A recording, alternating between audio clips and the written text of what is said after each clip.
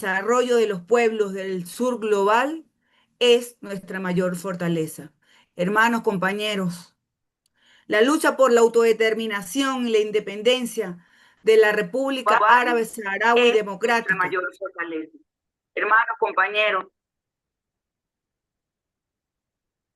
son, y la defensa hoy de la soberanía de Venezuela, decimos, son dos frentes contra las fuerzas hegemónicas que pretenden recuperar, que pretenden dominar, apoderarse de nuestros recursos, incluso negando el derecho a nuestra propia existencia.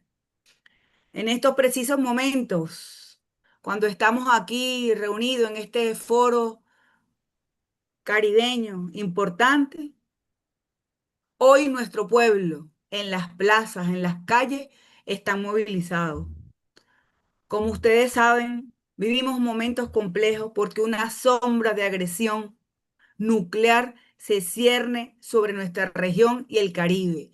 La agresión, decimos, no es solo contra Venezuela, es contra el continente y es contra nuestra región de la América Latina soberana. El gobierno de los Estados Unidos, hoy, en su obsesión enfermiza por querer apoderarse de esos recursos, ha planteado lo que ellos denominan el cambio de régimen en Venezuela. Ha desplegado buques de guerra y submarinos atómicos en nuestras aguas cercanas. Es un acto de intimidación, de una presión psicológica, hermanos y hermanas, brutal. Permítanme expresarles y atender por unos segundos esta grave situación que vivimos en Venezuela y por eso la rechazamos y por eso la denunciamos, pero se equivocan, no conocen, por supuesto, la estirpe de este pueblo. Y así como el pueblo saharaui ha resistido décadas de ocupación, nosotros resistimos y resistiremos, hermanas y hermanos, estas provocaciones con la firmeza moral de nuestro pueblo, de la moral bolivariana, de un pueblo que hoy está más unido que nunca y más movilizado que nunca. Y por ello, en este contexto de solidaridad mutua entre nuestros pueblos, es más importante que nunca este tipo de encuentros como el que estamos haciendo el día de hoy. Agradecemos profundamente el apoyo siempre leal del pueblo saharaui, de su gobierno, del Frente Polisario, a la revolución bolivariana. Hay que decirlo, que su ejemplo de décadas de resistencia nos sirven hoy de inspiración en esta lucha que está dando el pueblo de Venezuela y su gobierno. Y si hacia adelante queremos decirles, compañeros del Caribe, compañeros de América Latina, compañeros del mundo, compañeros de África, queremos convocarnos en esa fecha histórica, simbólica de la esperanza, el 27 de febrero de 2026, cuando celebraremos con júbilo y determinación el 50 aniversario de la República Árabe Saharaui Democrática. Será una ocasión para encontrarnos, para que el mundo entero vea que tras estas 5 décadas de resistencia, la justicia de su causa sigue más viva que nunca y que Venezuela estará allí acompañando. Hemos estado conversando con el compañero Mohamed Sru ayer para convocarnos en una ruta de acción desde hoy, desde este momento, para esa conmemoración el 26, el 27 de febrero del 2026. Reafirmamos hoy con absoluta firmeza, compañeros, que Venezuela no negocia sus principios, no claudique en su apoyo y seguiremos trabajando juntos con este respeto, con hermandad y con lealtad. Por eso que hacemos un llamado a los pueblos del mundo, a los compañeros, amigos, organizaciones, movimientos, aliados del Caribe, que también son nuestros hermanos, que también agradecemos infinitamente la solidaridad con nuestras luchas, pero que hoy también con la lucha del pueblo saharaui hemos estado conversando que vamos a convocarnos en un encuentro próximo. Próximo en estos días, le vamos a mandar la invitación para que vengan a Venezuela a un encuentro decolonial, de descolonización. Allí nos vamos a encontrar también para analizar, actualizarnos, profundizar nuestra solidaridad con la causa saharaui. Y nos vamos a encontrar aquí en Caracas para seguir armando esa ruta, ese plan, esa ofensiva que deberíamos convocar las juntas, diseñar las juntas para fortalecer la solidaridad firme, militante, activa con la causa saharaui y los pueblos del Caribe. Así que los invitamos, compañeros, camaradas, amigos, nos vayamos preparando, que vayamos pensando en esas ideas, en esas acciones del trabajo que tenemos que hacer con los trabajadores, con la juventud, con los académicos, con los partidos políticos, con nuestros movimientos sociales, con nuestro poder popular para sensibilizar mucho más, informar mucho más, actualizarnos sobre la justa causa del pueblo saharaui. Venezuela, el Instituto Simón Bolívar para la Paz y la Solidaridad entre los Pueblos, nuestra presidenta Blanca Ecao, quien les manda un gran saludo. Estamos convencidos y estamos comprometidos en esta ruta de cara a febrero. Así que queda nuestro compromiso, el Instituto Simón Bolívar, de nuestro gobierno, de nuestras brigadas, de nuestras organizaciones y movimientos sociales de Venezuela a iniciar esta ruta y por eso queremos convocar también a los amigos, a los pueblos del Caribe, para que nos encontremos previamente en los próximos días en Caracas, en ese gran encuentro de colonial, anticolonial, para que podamos diseñar esa ruta y lleguemos en mejores condiciones desde el punto de vista de la comunicación, del posicionamiento, de la batalla de las ideas, de la movilización de nuestras organizaciones. Así que los invitamos, compañeros del Caribe, vamos a encontrarnos en Caracas y a seguir profundizando la lucha con el pueblo saharaui. Que viva la solidaridad entre los pueblos y que viva el Sahara libre. Muchas gracias. Thank you a lot. Thank you a lot, my sister DDC, to your institute and to all the people and government of Venezuela for your solidarity.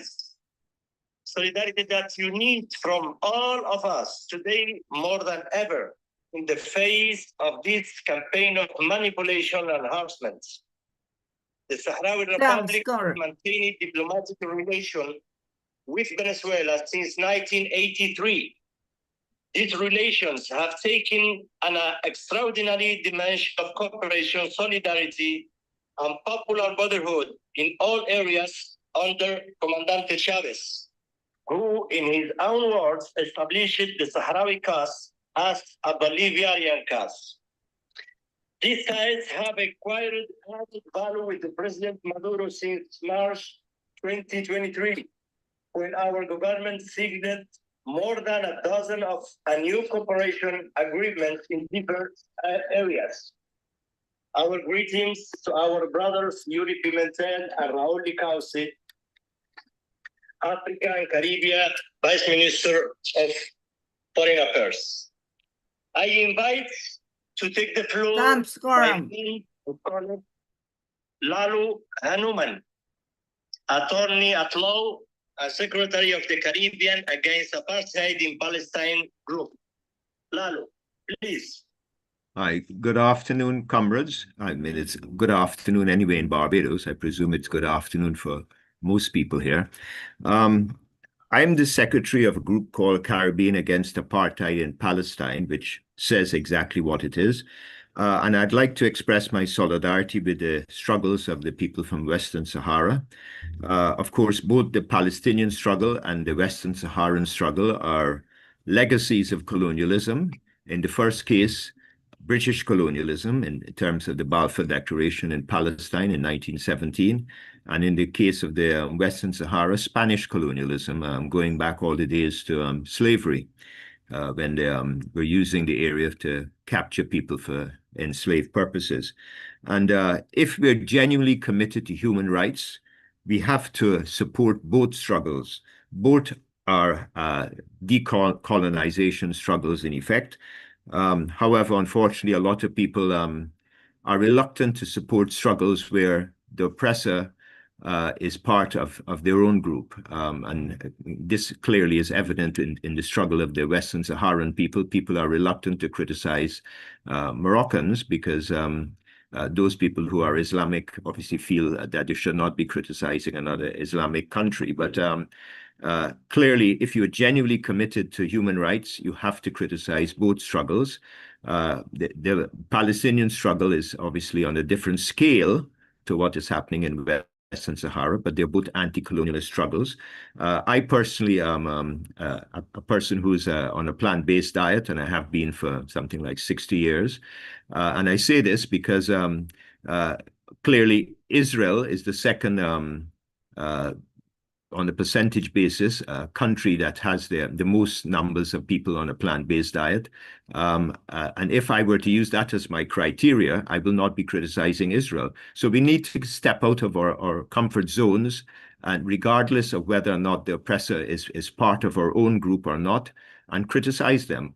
And clearly, what Morocco is doing in the Spanish Sahara, or as it used to be called, or Western Sahara, or Sawari, as I understand it now is unacceptable, and we have to criticize it. I've got a funeral to attend shortly, so I can't speak for too long. But as I said, I'd like to express my solidarity with the struggles of the people in the Western Sahara. Thank you very much. For your important statements. I invite my brother Gerardo Lugo on behalf of the Nationalist Party of Puerto Rico. Please, Gerardo.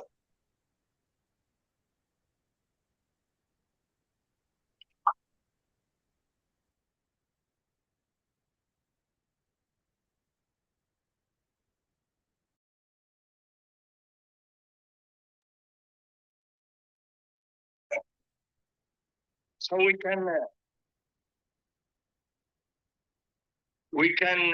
give the floor to the following statement, and I invite my brother David Danny, Secretary General of the Movement for Peace and Integration in Barbados, and prominent member of the other Pan-Africanist organization in the Caribbean. Mr. Danny, please, you have the floor. Good afternoon, and if it's good morning in some areas, I want to wish you all the best.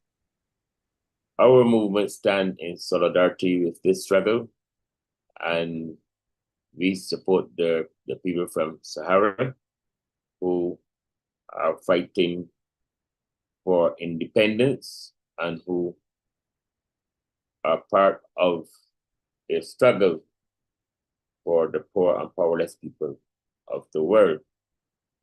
I do not know, because I do not understand Spanish, but I do not know what my sister from Venezuela would have said. But let me also say to all of you here that the Caribbean Movement for Peace and Integration stand in full solidarity also with Venezuela, and we condemn the United States of America for its military forces in the Caribbean region, and we also will continue to struggle to defend and to maintain that our region remain a zone of peace.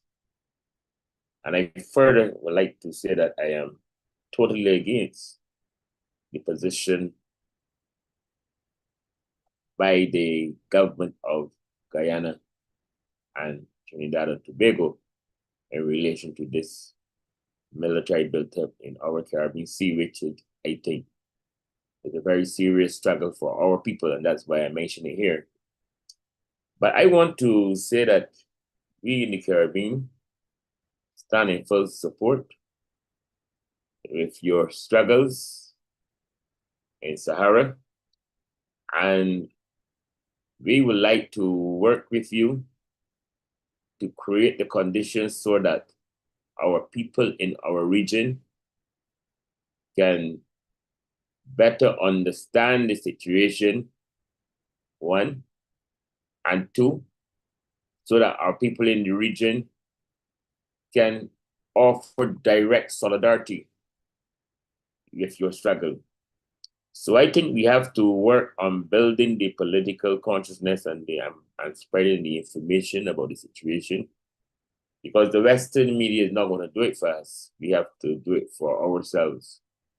And based on that, I would like to see a working group set up between us in the English-speaking Caribbean and the Bolivarian Institute, so that we can have regular meetings on this issue, so that we can disseminate a lot more information among our people, especially progressive forces in our region, and so that we can work together to demonstrate our solidarity with the Saharan people. We also have to find a way to build that level of political consciousness in our region. And as I mentioned earlier, many Caribbean people are not au fait with what is happening in the Sahara region. And we have to find a way to, to reach our people and to explain this situation so that they can better understand, so that they can express their solidarity. So on behalf of the Caribbean Movement for Peace and Integration, you can count on us whenever you need us to demonstrate our solidarity and support for your struggle. And we're ready and willing to work with all of our aggressive forces in the Caribbean to express our true feeling of solidarity with the people of Sahara. Thank you. Thank you, my brother David, for your constant support and efforts. No problem. Solidarity with the people of Western Sahara, as well as with people of Cuba and Venezuela and Barbados. Thank you, David. Allow me to introduce Mr. Booker Ngesa Omole, political activist, member of the Kenyan Society of Solidarity with the Western Sahara. Mr. Booker, please.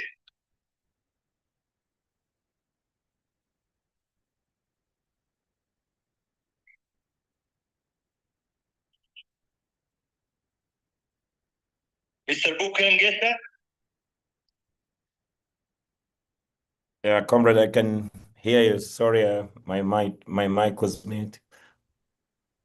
Okay. Welcome. Thank you very much. I pass you great revolutionary greetings from Nairobi, Kenya, from the Communist Party Marxist Kenya, and the Kenya Western Sahara Solidarity Committee. And we say that in Western Sahara, that is currently under occupation of Morocco. And we take this initiative for solidarity with our Sahrawi brothers and sisters to bring out the ills of Morocco in the occupied territory of Sahrawi. In the African continent, Morocco has been on the offensive, spreading false narratives against Front Polisario.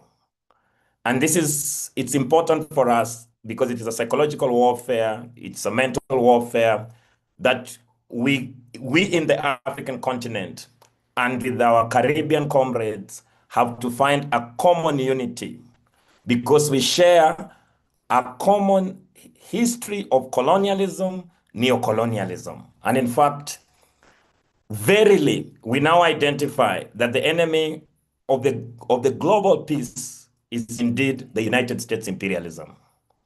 We have seen that since in Western Sahara, the United Nations has already rolled out a process to enable the Sahrawi people to make a decision whether they will want to stay under the Moroccan occupation or they will want to vote in a referendum for self-determination. It is important that we reiterate today in this international solidarity to join the forces of progressives to demand that Morocco must accept that the Sahrawi people to take part in a referendum that will determine whether they will live in an occupation or they will live as free human beings. This is important for us because every time we talk about the ceasefire, Morocco already has broken all the provisions of the ceasefire. Other than that, if Morocco indeed would like the Sahrawi people to determine whether they are Moroccans or the Sahrawi people, then there is need for the Morocco government to call out, actually the Morocco monarch to accept an inevitable reality of a referendum. We have seen in Kenya, for example, because even the international community cannot agree about terrorism. Remember, all the freedom fighters, be it in Caribbean or in Africa, has been called terrorists. Dedan Kimathi was a terrorist. Mandela was a terrorist. Now we are seeing a clear campaign to brand Front Polisario, which is a genuine national liberation movement, as a terrorist organization. We must stand here today and say that the people who are terrorizing the people are the Moroccan monarch that is terrorizing the Sahrawi people, and follow it to demand the basic rights of the Sahrawi people, particularly children and women, that continues to be killed, jailed. So this important solidarity, other than the demand for a referendum, is to call for Morocco to stop all human rights violations. And in the event that they're still insisting that Front Polisario is a terrorist organization, why are they accepting to negotiate with the terrorist organization under the African Union? So on the one top, they want to claim that Front Polisario is a terrorist organization. On the other hand, they want to engage with them in a diplomatic way to solve a clear issue around settler colonialism. So we will just want to pronounce that the Kenyan revolutionary movement and the African people see a lot of commonality with our comrades in the Caribbean to call out the Moroccan monarch to make sure that they can respect the basic human rights of the Sahrawi people. And then finally is to call out, of course, the United States imperialism and their junior partners in the West, because they have been an impediment to peace. They have been the international law that is meant to restore, the basic rights and the dignity of human beings have been suspended under the yoke of United States imperialism. And we have seen them in the veto in the United Nations, for example. The United Nations will stand up to veto the genocidal war that is going against the innocent Palestinian people and make sure to stand up with the big powers that is actually an extension of United States military establishment, which is the apartheid Israel. So every time that the world wants to make a progress to peace, then the United States imperialism stands to make sure that it reestablishes its hegemony.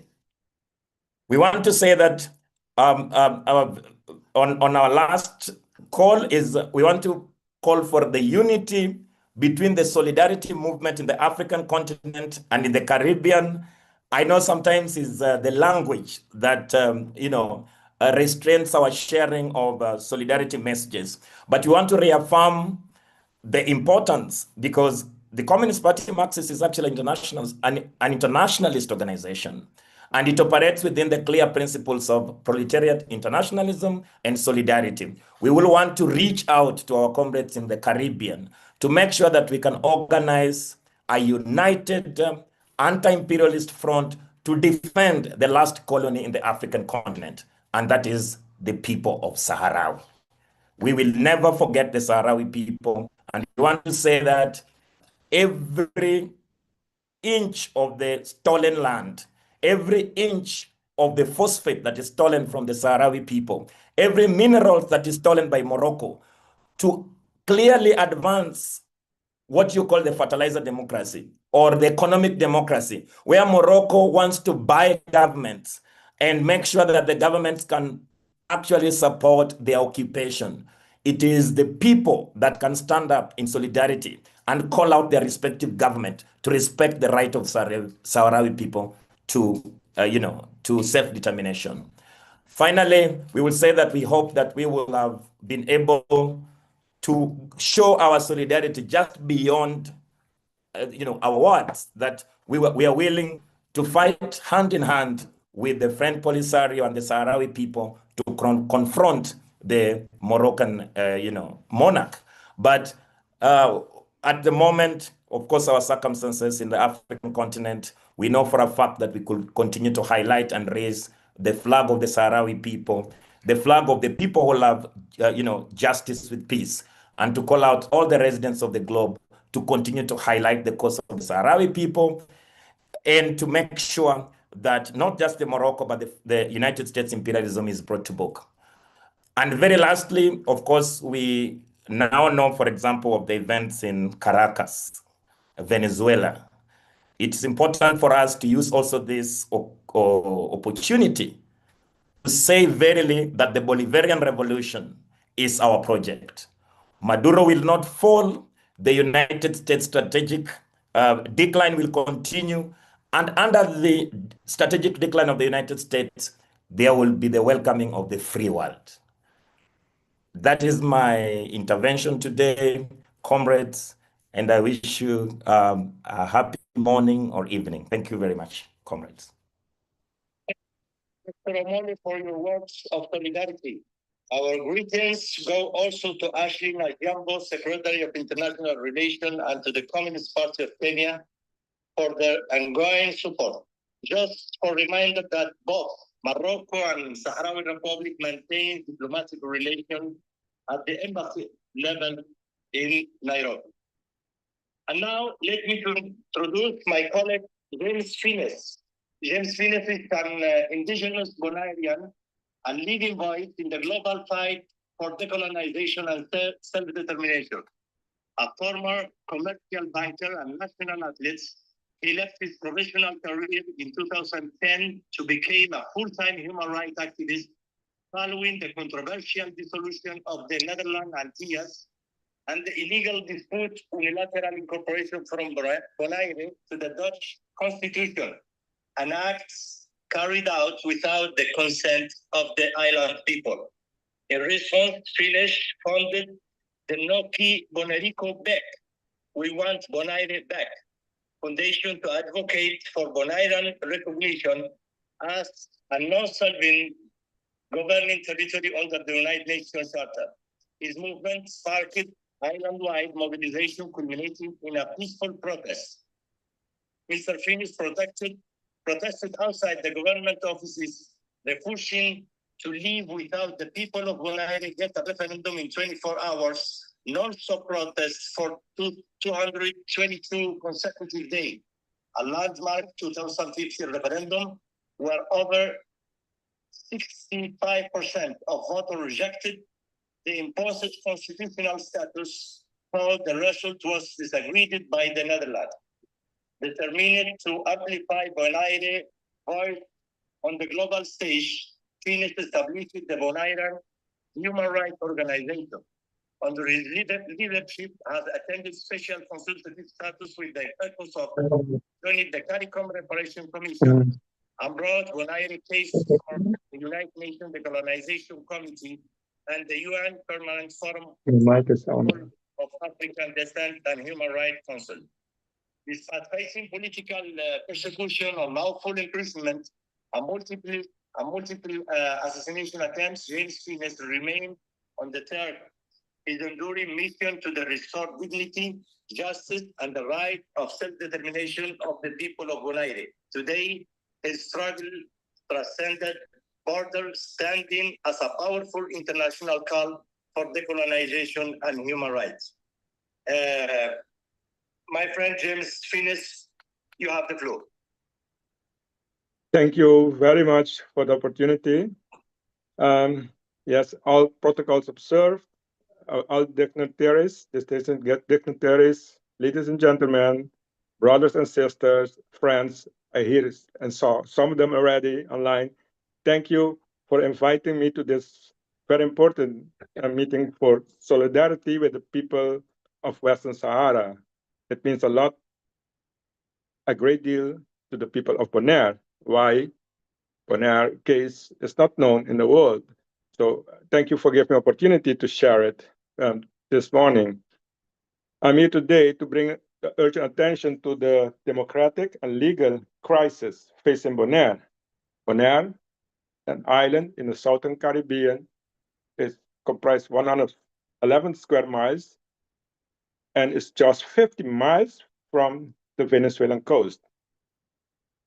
Once part of the Netherlands Antilles, Bonaire was prematurely removed from the United Nations list of non-self-governing territories in 1955 on the Dutch pressure, halting its decolonization process. That's why we are still colonized. And what happened? We have a downgrade without consent because from 1954 until 2010, we enjoyed autonomous status within the Netherlands Antilles. It was not full decolonization, but we had a high level of autonomy. But today, we were reclassified merely as a public entity. And under Article 132 of the Dutch Constitution, this was imposed change and without the free and informed consent of our people of Bonaire, and also in violation of international legal standards of the UN charters and principles of self-determination. There were several flawed referendums, and our democracy was suppressed. 3 referendums, one in 2004, 2010, and 2015, are often cited if you see research that they justify Bonaire status, but in reality, each was deeply flawed because we don't have the power, international power. It will, the Holland will make it look it is legal. It's not. In 2004, 59% voted for direct ties without knowing the result will mean loss of self-government.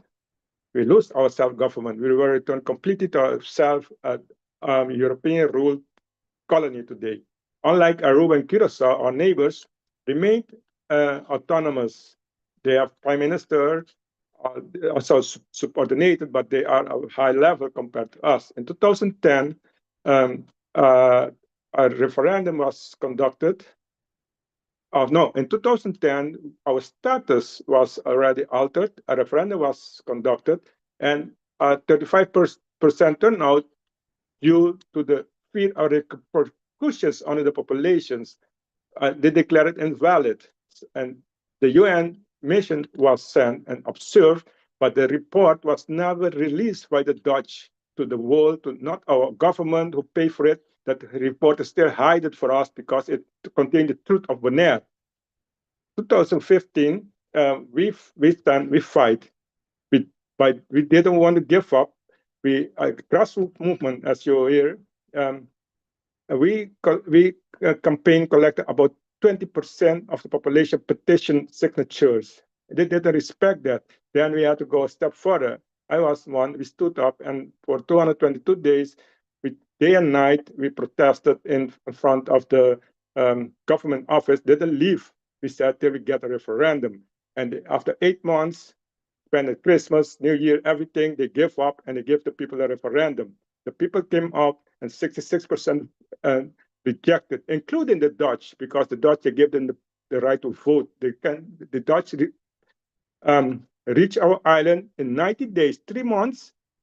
They have the right to vote in our local election, and they have the right to vote in the referendum. They voted, but we still won at the time because we were a majority. This democratic decision was ratified by the Island Council, a legitimate democratic decision of the people of Bonaire, but yet the Dutch dismissed our our decision, our rights.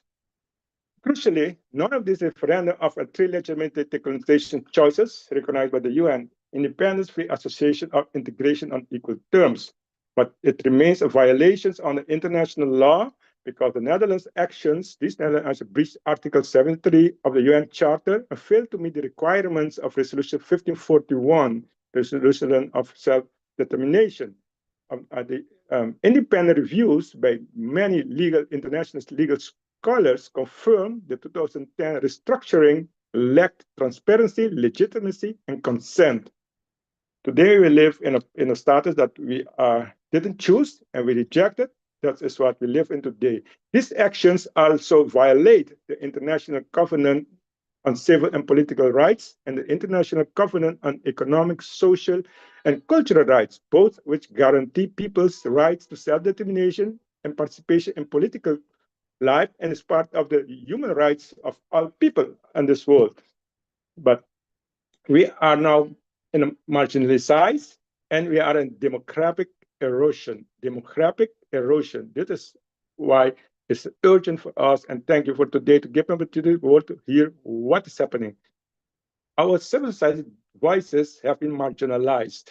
As you know, I survived several assassination attempts, but we didn't stop. Dutch funding skews the political landscape toward dependency, stifling authentic democracy. Meanwhile, Bonaireans, our native populations, before 2010, we made up 80% of the people of the island. Now, systematically institutionalized, we have been displaced, depopulated, reduced to under 30% today, with a very doomed future to disappear. This engineered democratic shift threatens the erasure of our island people's culture, identity, and as a people itself, we will disappear. So today we are here joining the solidarity for the peoples of the Western Sahara to a call to the world for justice. Bonaire people have repeatedly spoken, but the democratic will and the voice has been silenced and ignored. Today we call to this forum, to the international community and the United Nations and the free world to recognize these violations, to restore Bonaire's to the list of non-self-governing territories. That will be the first step in a just and trajectory towards self-determination and to save our people and to uphold the right of the people to genuine self-determination. For us, the time finished because we will disappear soon. The time to act is now before our entire people, that our identity and our future are lost. We face that gloomy future. Thank you for the time you give me today, and we are in solidarity with the people of Western Sahara because we understand it, we are living it every day.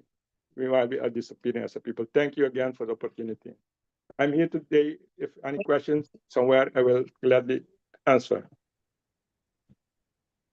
Thank you, Mr. James, for your statement. Our solidarity with the legitimate demands of Bonaire people, and to you for bringing to the international agenda the particular situation faced by the indigenous people of the Caribbean island of Bonaire.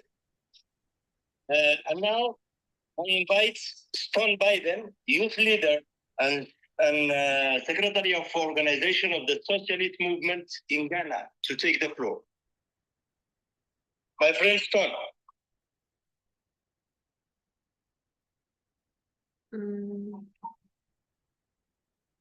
Stone?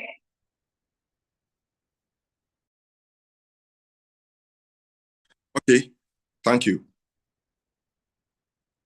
I bring you revolutionary greetings from Ghana and from the leadership of the Socialist Movement of Ghana. In fact, this meeting was supposed, or this speech or message was supposed to be given by the General Secretary of our movement, Comrade Kwesi Pratt Jr., but for other equally important assignments in the struggle to help liberate the people of the world against imperialism, neocolonialism, and all its manifestations.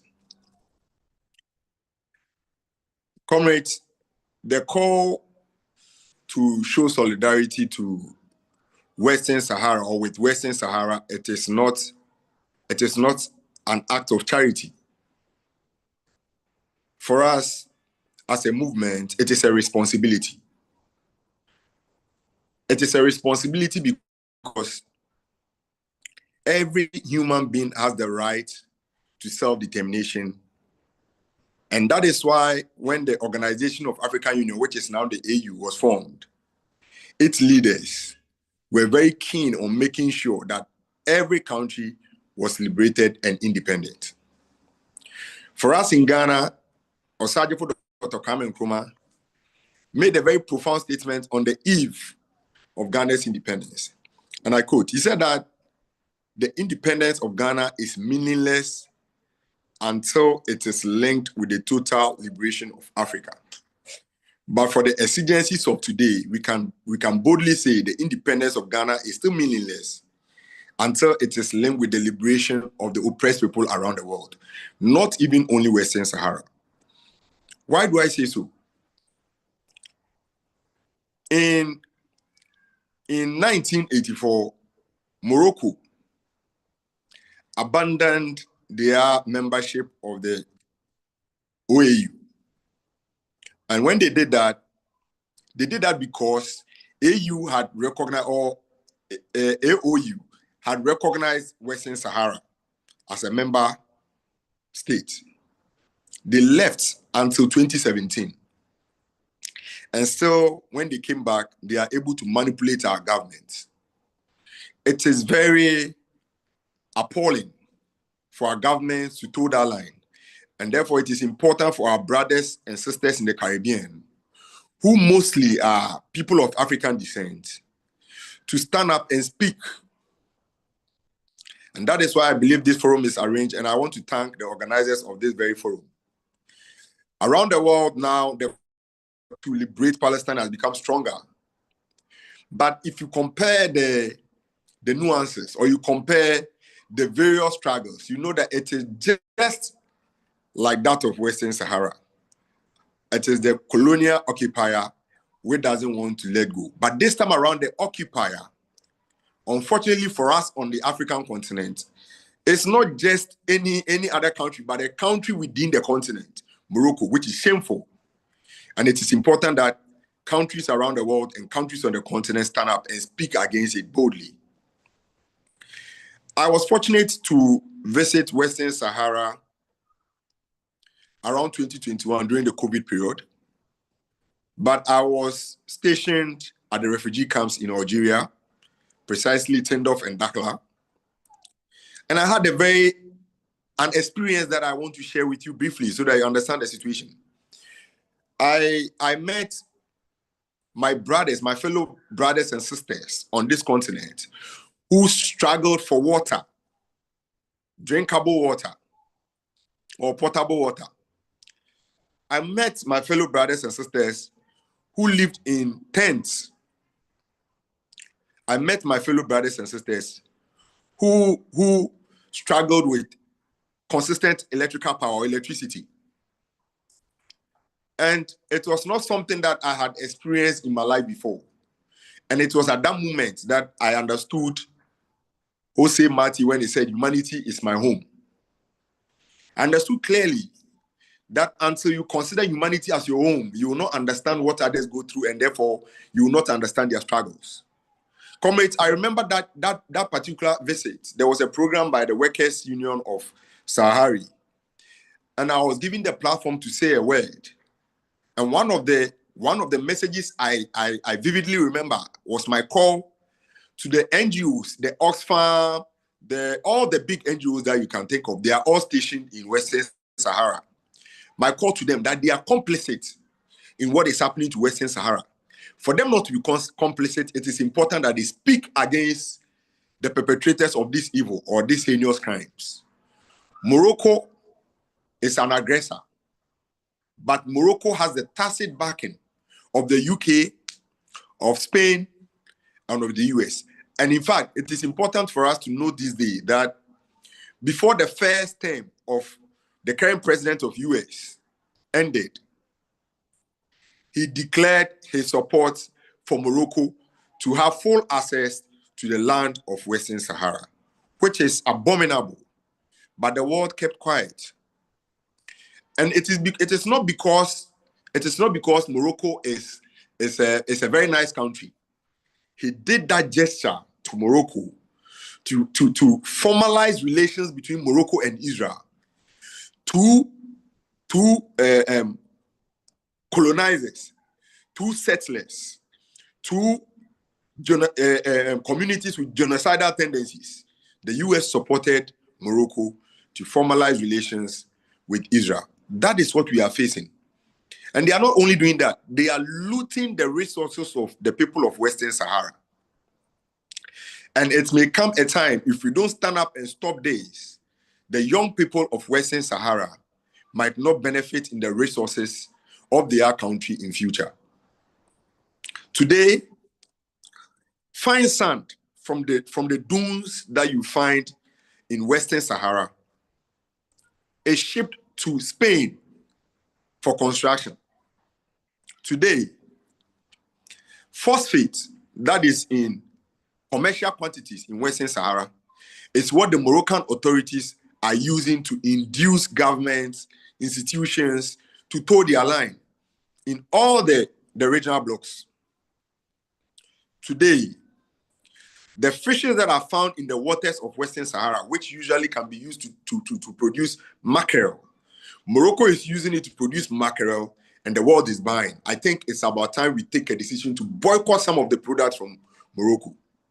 It is about time we stand up against this kind of treachery and repression. Comrades, I want to reiterate that this fight is not different from all the fights that has happened before and ahead of us. If you look at the fight of Haiti, Toussaint Louverture and his small black army were able to defeat Napoleon Bonaparte. They did that with determination and togetherness. And I want to encourage my brothers and sisters on this platform today that with one voice and with one accord, we can defeat imperialism in all its forms. Today, our comrades in Venezuela are facing foreign intervention, majorly from the United States. It is about time we all speak up and we encourage our government to speak against this kind of crimes. It is unacceptable in the 21st century. Today, the people of Cuba for over 60 years have endured illegal blockade from the US hegemony and particularly capitalism. And it is important that we fight against it tooth and nail to make sure we smash it. Today, the people of Papua New Guinea, the people of Chagos Island, and all the other people around the world that are going through various forms of oppression, various forms of colonization, and genocidal tendencies, we must speak and show solidarity, because solidarity is not just an act of charity, but again, solidarity is a responsibility. Look at what is happening in Palestine. Today, governments that hitherto no one would dream that they will speak against the apartheid regime of Israel, today is speaking up because the people, the masses are awoke and they are speaking against their government's position. I am encouraging comrades here that we shouldn't let this be a 9-day wonder. We should come together, form a strong alliance, and stand up against imperialism and capitalism in all its forms. Comrades, there is a phenomenon that is happening on the West African sub-region, and that has to do with the alliance of Sahel states. People might call it revolution, others might not call it revolution, but what is important is that the people cannot wait. When the people are oppressed over a period of time, any means to give them freedom is justified. And that is why I am calling on you once again that to show solidarity to the people of the Sahel. Because we know that America and the France colonial regime are doing everything possible to bring down the Sahel states. But the alliance is growing stronger. just a few years, look at the achievements that the alliance is getting for their own people. People or a group of people should be able to determine how they live, what they live on, and how they survive. It shouldn't be a dictatorship of a few people. On the 16th of September, the alliance will be 3 years. And I'm using this platform and on behalf of the Socialist Movement of Ghana to invite all comrades here to show solidarity on that day, 16th of September. I am encouraging comrades to print the flags of the Sahel states and then hoist it on the 16th of September to show that, look, down to imperialism in all its forms. Comrades, as I end the little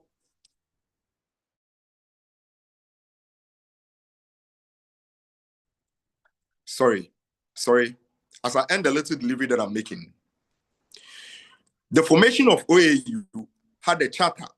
And if you look at the charter, the first chapter of the charter, the spirit and letter of all the articles under the charter clearly suggests that AU is against imperialism, it's against colonialism in all its forms. So I, as an African and a person of possibly African descent, cannot in any way understand how and why the AU is unable to speak against the Moroccan occupation and even ban Morocco from the organization. But as we all know how imperialism operates, there are a lot of inducement going on. The only thing that can save our people, the people of Western Sahara, is for us to speak up, to articulate whatever disapprobation we have against the Moroccan regime. We should challenge our government to speak up. That is the only way that can end. Comrades, I go back to my little visit to Western Sahara, and there are two key things that I took home. One,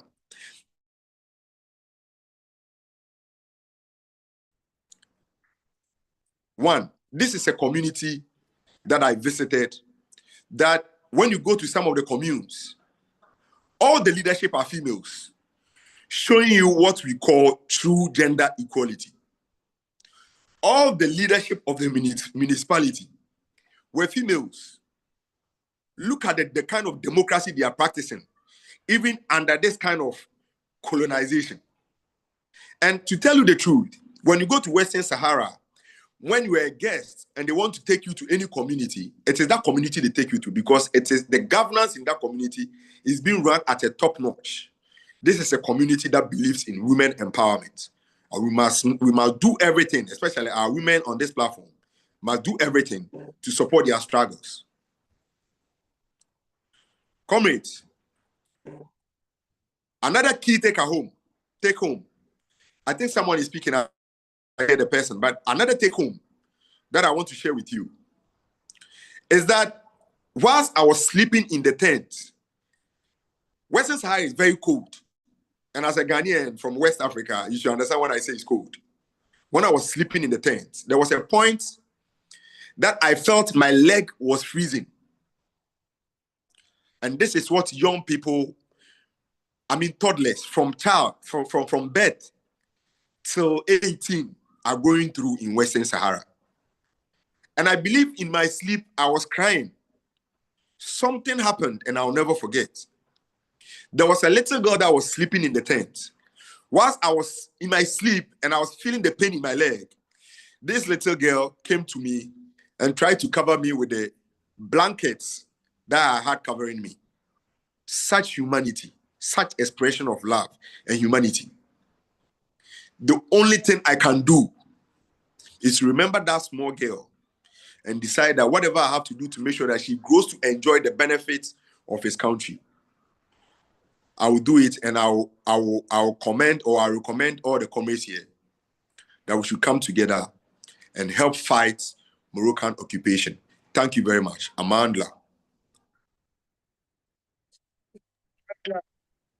My friend Sol, and our comrade Blaise Sulu, and to the General Secretary of the Socialist Movement in Ghana, Mr. Kwesi Pratt Jr., for your solidarity with the Sahrawi Republic in Ghana. Thank you. With which the Sahrawi Republic maintained diplomatic relations with an embassy in Accra. Thank you again. Thank you very much, comrade. Yes. And now,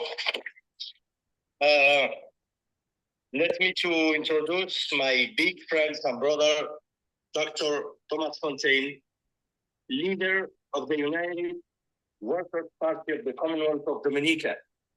We had the honor of welcoming Dr. Fontaine to the Sahrawi refugee camps in June last year in high temperatures, accompanied by the Ambassador Gregory Crispin, who is also with us today. Welcome. They traveled to show the Sahrawi people their solidarity and support on behalf of the brotherly people of Dominica. I welcome Dr. Fontaine. You have the floor, please.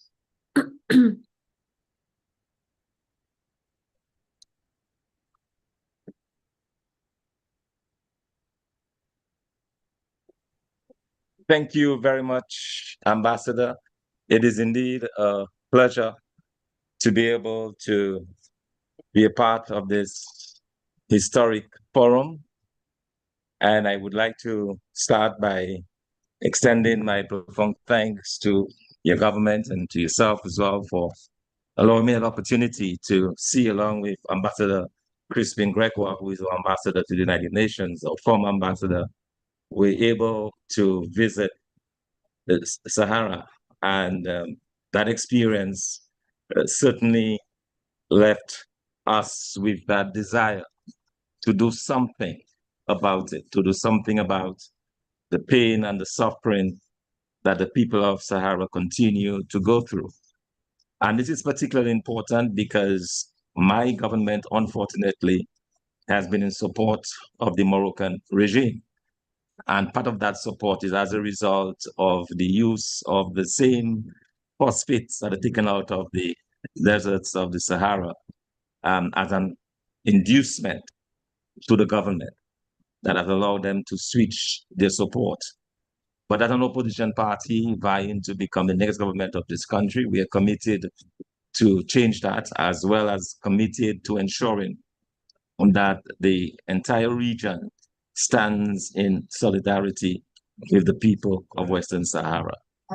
We do, in fact, have a lot in common. We do, in fact, have very much in common, given our shared history of colonialism, humiliation, degradation, and the pain that we noticed among the Saharan people. We are very much aware of, because we went through a similar situation in the Caribbean. And it's very important upon us to do everything possible to ensure that the future generations of Saharis are freed from this oppression. I also prepared a very short formal message that I would just like to read at this time to the people and to the government of the Western Sahara. It's a very, very brief one, but I really welcome the opportunity to do so.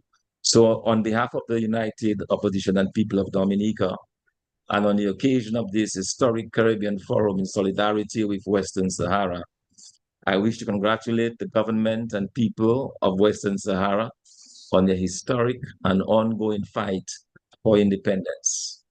Your steadfast commitment to self-determination and freedom serves as a powerful testament to the strength of the human spirit and the pursuit of justice. Dominicans, like the people throughout the Caribbean region, who, like you, were forced to endure the hardships, humiliation, and deprivation from colonization, stand together with your brave citizens on this day and wish you every success in your struggle for total and complete independence. Thank you again, Ambassador, and thank you to everyone. Thanks for the opportunity.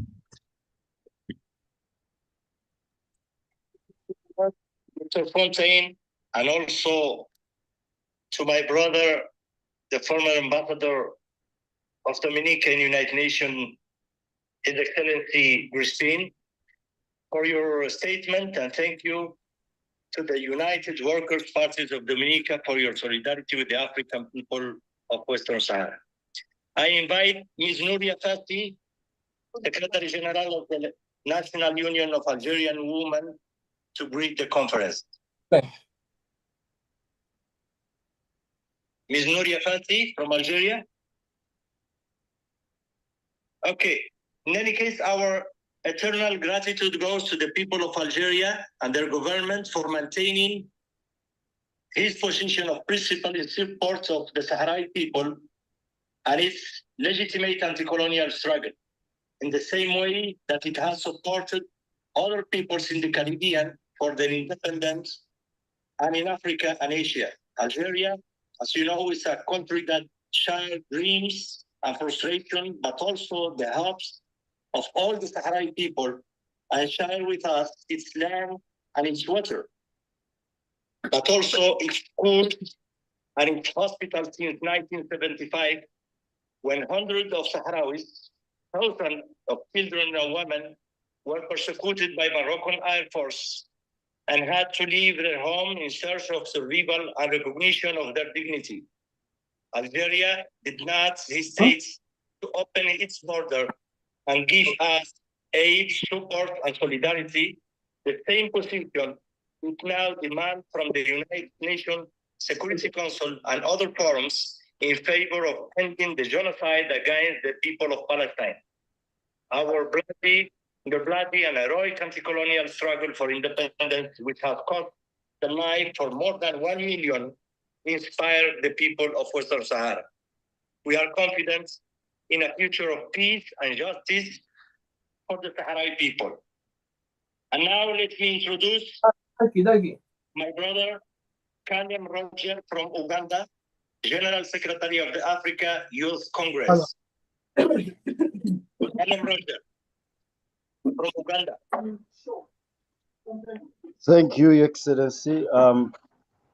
Distinguished comrades, sisters and brothers, I am glad this evening, or this morning, in the different time zones, to be part of this forum as we continue to show our support and solidarity for the brothers and sisters in Western Sahara. I am Kalemo Rogers, the Secretary General of the Africa Youth Congress. As a Pan-Africanist, it's disheartening and quite alarming. But on behalf of the Africa Youth Congress, I extend the revolutionary greetings of solidarity to Western Sahara, our comrades in the Caribbean, and all those gathered here in the same cause of pain of our people, of our fellow brothers and sisters in Western Sahara. Comrades, the struggle of the Sahrawi people is not an isolated question. It's just the continuation of the unfinished business of African liberation. You allow me, I will quote one of the great people from Martinique, Comrade Franz Fanon. We consider him, by the way, an African. Today I was with His Excellency, the Ambassador of Algeria to Uganda, and was telling me that he actually married an African. He reminds us in his writing of The Wretched of the Earth that colonialism is not satisfied merely with holding a people in its grip. It distorts and destroys the past of the oppressed people.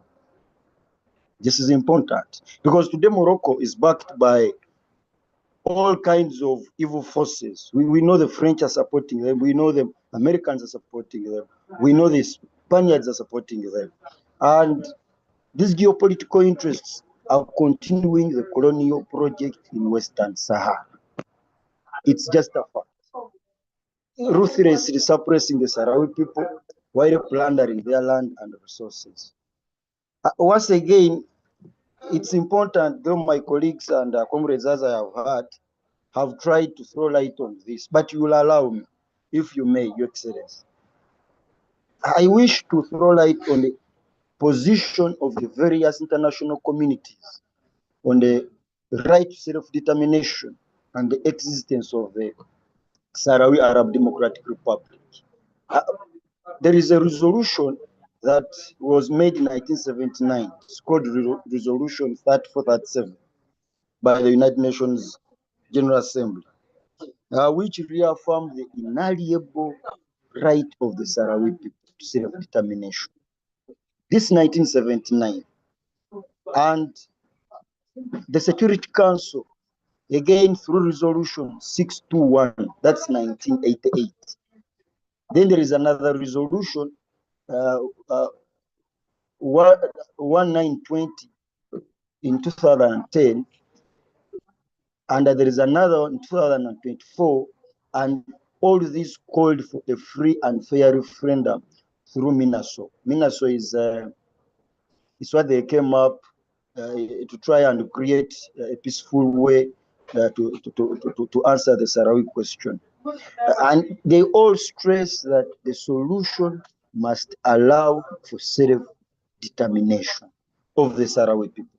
The African Union, this was still OAU, 1984. They recognized the Sahrawi Arab Democratic Republic, 1984, as a full member. So Western Sahara was recognized as a member of the Organization of African Unity. Of course, this affirms the Western Sahara statehood, but also later the African Commission on Human Rights and People's Rights, through its resolution 45, that's in 2000, it declared that the Sahrawi people's right self-determination was unquestionable and inalienable. There is no basis. No one has grounds. No one has a right to question the right to self-determination by the people of Western Sahara. To end this, also the European Union.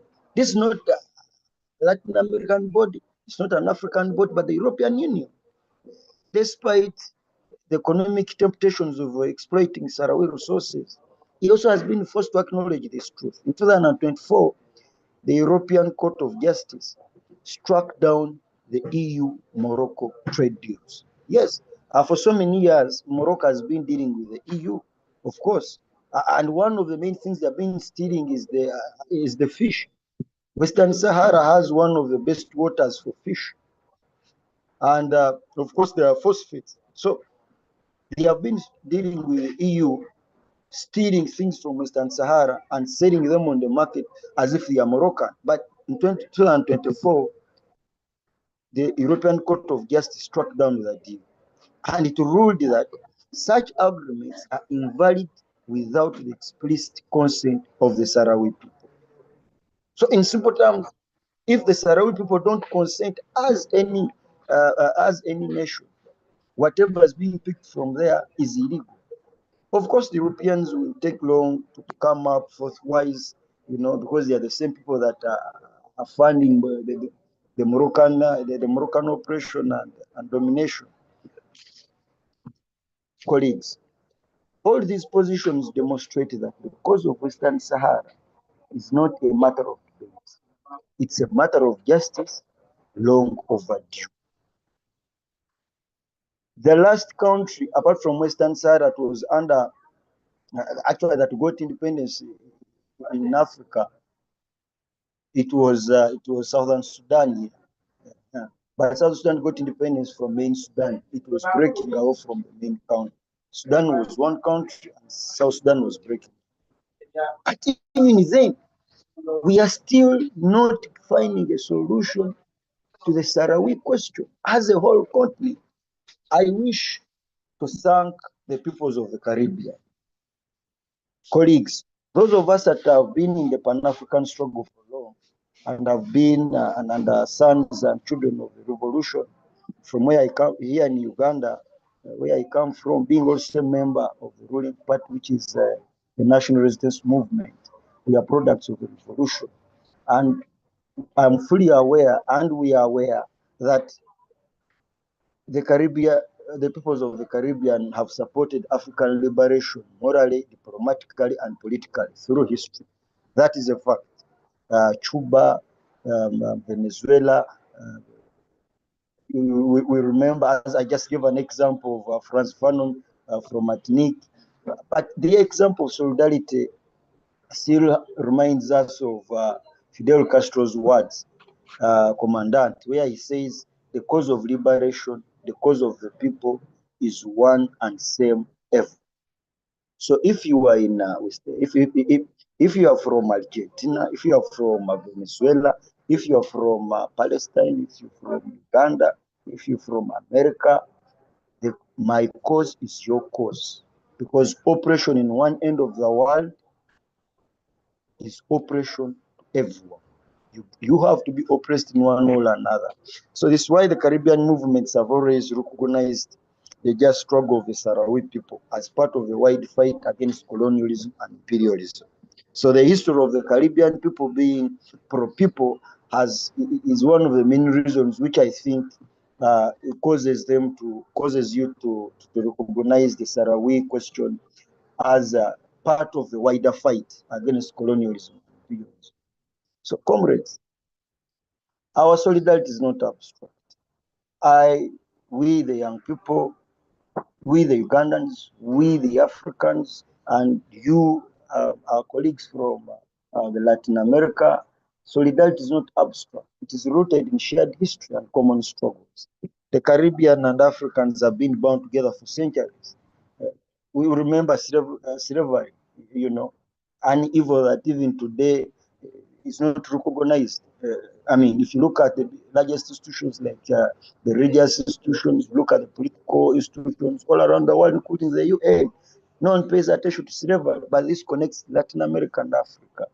And let us through joint struggles for liberation, independence, and dignity. I am fully aware also.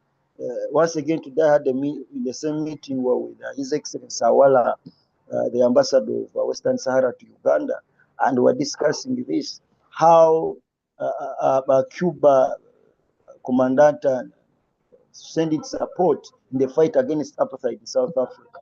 Actually, most of the weapons were passed through Uganda. There is a barracks here called Kaweweta. Some of us were young children, but troops and ammunition from Cuba passed through Uganda as they headed down to fight the apartheid regime. Of course, and they sent doctors, teachers, again to Angola, Mozambique, Namibia, and South Africa, now anti-colonial and anti-apartheid battles.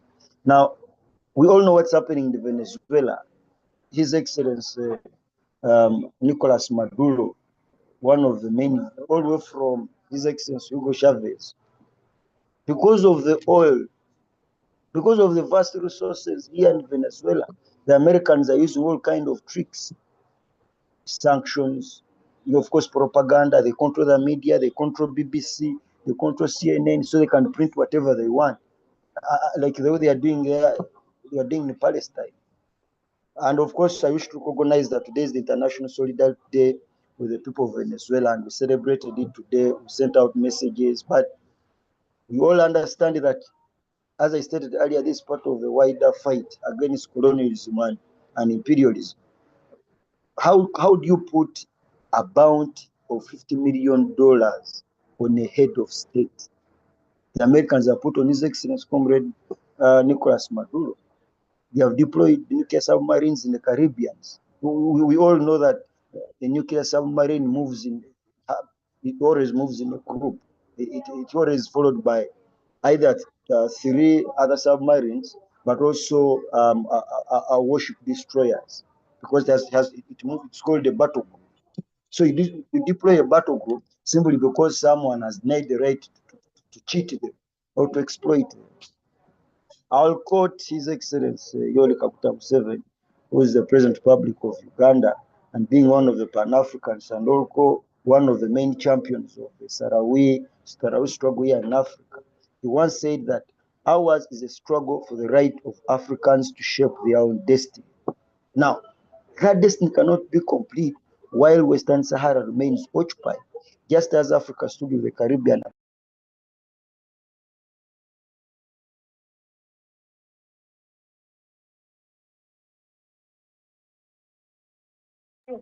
Thank you, Callum Rogers. And to all the people of Uganda and his leadership, led by the President Yuri Museveni.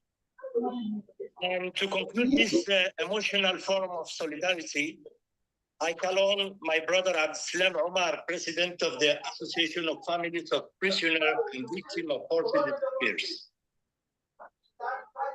Abdeslam, my brother Abdeslam, you have the floor.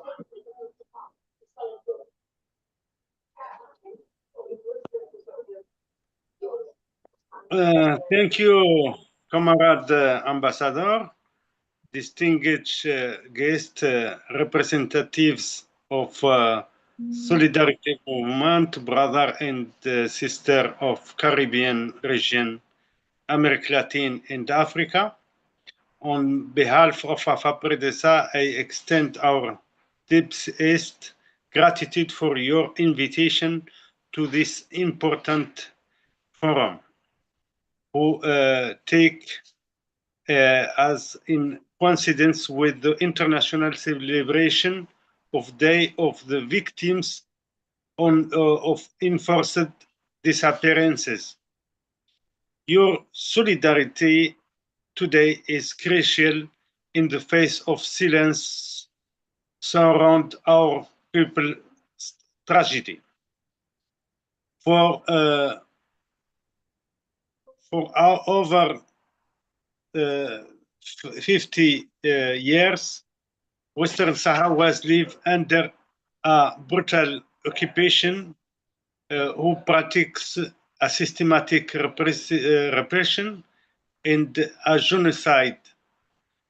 145 Sahrawi remained missing after being detained by Moroccan forces. These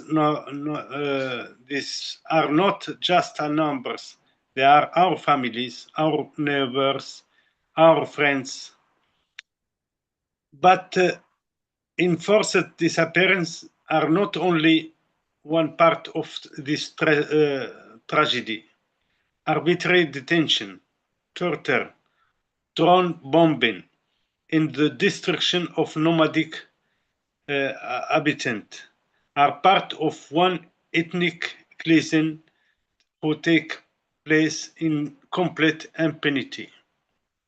The occupied territory is deliberately a cut off from the world, closest to the International Committee of Red Cross since 1896 and to United Nations High Commissariat on Human Rights since 2016 and to all free press and international observers until now. Morocco is conducting a massive state-led colonization. The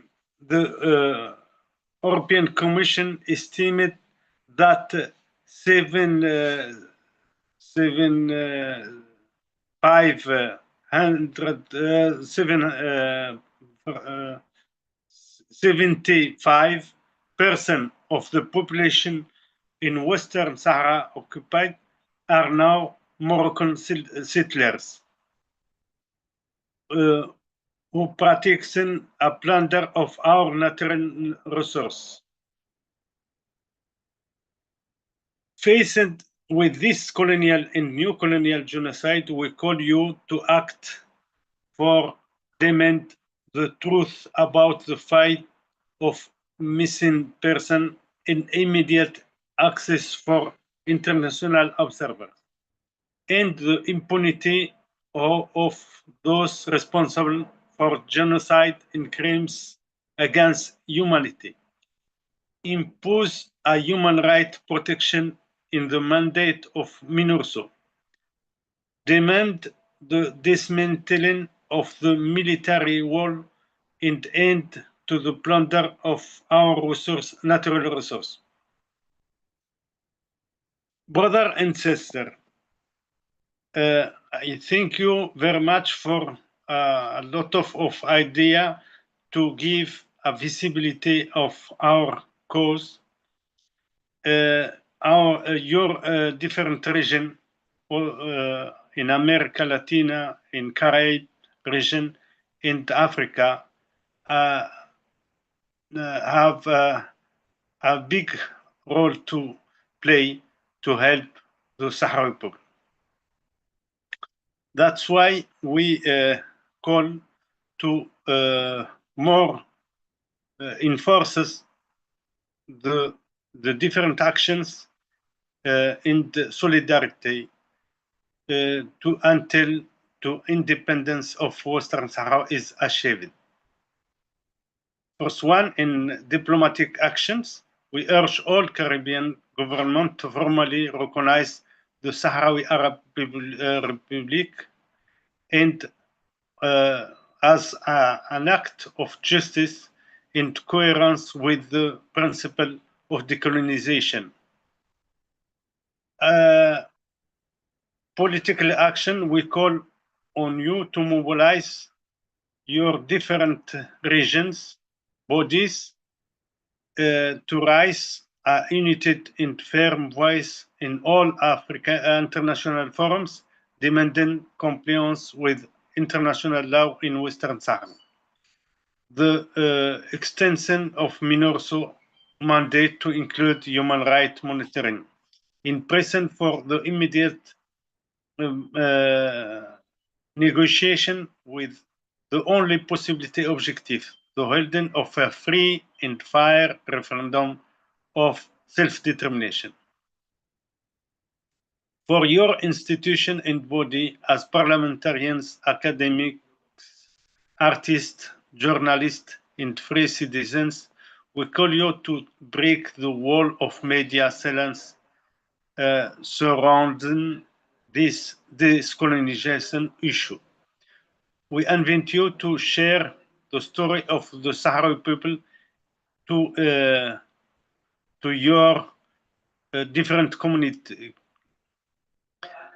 The right of self-determination is not negotiable.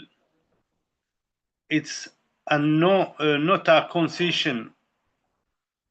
It's a right recognized by for the Sahrawi people since 1963 by United Nations. The freedom of Western Sahara is not just a Sahrawi cause, is one African cause, American, Latin American, and Caribbean cause. A cause for all humanity that believe in justice and dignity. We appreciate the initiative of Institute of Simon Bolivar and all others idea of participant in this forum. I conclude with a deep conviction: the most powerful weapon of Sahrawi people, their legendary passions, was been their just cause, and a just cause sooner or later triumphs. Colonialism is one anachronism in this century. It was no place in our world. Thank you very much, and we send you the element of different intervention. Thank you a lot, Aslam, and to Pradesh and all the Sahrawi organizations defending human rights and international humanitarian law in Sahrawi Republic and the occupied territories of Western Sahara. For your dignified struggle in demanding truth, justice, and repair, as well as your ongoing efforts to demand peace for the Sahrawi people. To conclude the last speech, to conclude this forum of solidarity, I call upon His Excellency Ambassador and leading activist, my brother Lamin Ba'li, permanent representative of the Sahrawi Democratic Republic to the Organization of African Union, and to close also this solidarity forum. My brother, His Excellency Lamin. Thank you very much, Your Excellency. Let me start by apologizing for not being able to come in the beginning due to some technical connection. That does not mean that, the close relationship between Africa and Latin America, it's not strong, on the contrary. Let me thank you, Excellency, for making room for our mission in Addis Ababa to make some comment on this gathering. Number one, I would like to thank every one of you for finding time and also contributing significantly in the field of solidarity with the Sahrawi struggle. Coming from the background of working on the level of African Union here, I'm very pleased to be with you today in these circumstances because we are in African Union, are preparing for the second summit of CARICOM and African Union. Already the connection between Latin America and Caribbean in general with Africa, it has been demonstrated in all levels. Let me state some of it. From 1993, we have Abuja Declaration where we announced that we need to work together to fight for the assurance of reparation for the people affected by the period of colonialism, apartheid, xenophobia, and also colonialism and occupation. And after that, as the same determination from Africa side, in 2001 in Durban, we have also insisted and put the working together to create a common front to secure the reparation on all levels for all people affected, in particularly the African and also the distant African. And this front, it should be collectively led by both Africa Union and also CARICOM. And also after that on 2022, 2023, 2024, and lastly, it was 2025.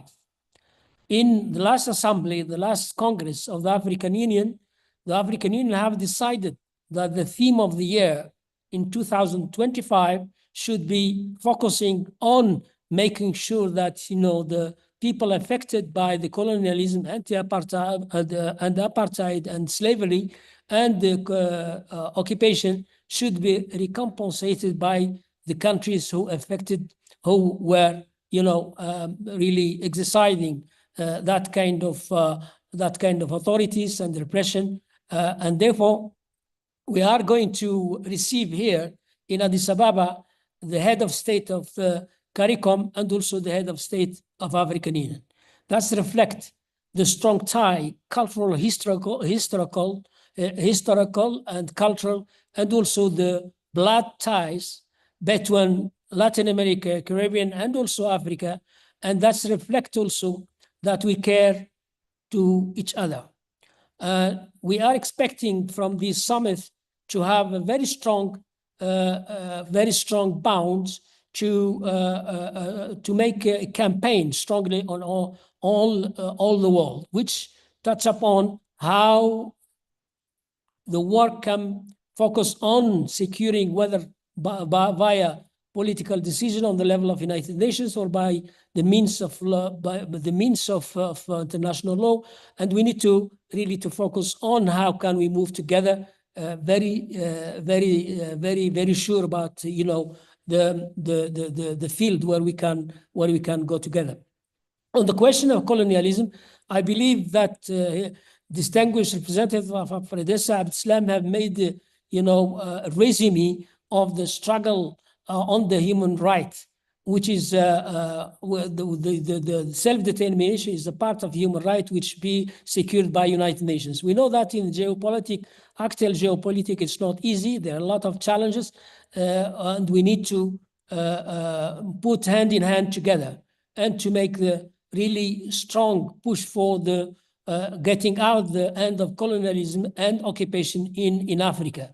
And I believe so strongly that while we are in Addis Ababa, it is a good moment to highlight the importance of the work from government towards, ending the colonialism in Western Sahara.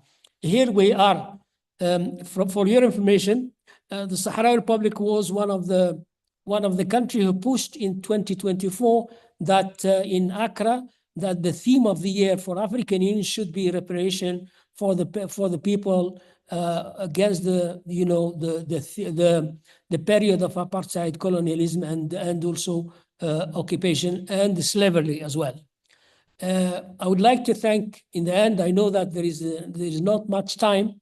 However, I would like to thank every one of you. However, if you have any question which I can have the pleasure to answer, I will be in your disposals. I hope I have not spoken very fast, by which you can really follow what I have said. Anyway, we wish that the second summit of the Caribbean and African Union will be a successful one, and I believe once it is in Addis Ababa, I think everyone is working to have a fruitful outcome. Thank you very much.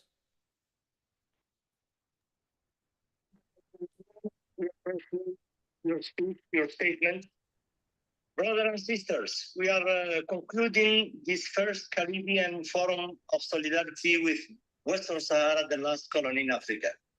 We will proceed to send all participants a memorandum on this event and its main conclusion. I would like to personally thank each of you for your attendance, and I hope to see you soon at our next call to stay mobilized against colonialism, for international law, and for the right of the people of self-determination and independence. Let me tell you that all the offices and embassies of the Sahara Republic in Africa, in Caribbean region, and America Latina will be honored to receive all your proposals for solidarity action. We appreciate the invitation extended to all of us by Vice President Ledice from the Simon Bolivar Institute. And we will meet in Caracas at the beginning of October to continue raising the flag of anti-colonial struggle. Free Western Sahara, free Puerto Rico, free Martinique, Guadeloupe, and Bonaire, and long live Caribbean and African anti-colonial solidarity. And thank you again for joining us. Thank you, Excellency. Thank you very much for having us. Thank you.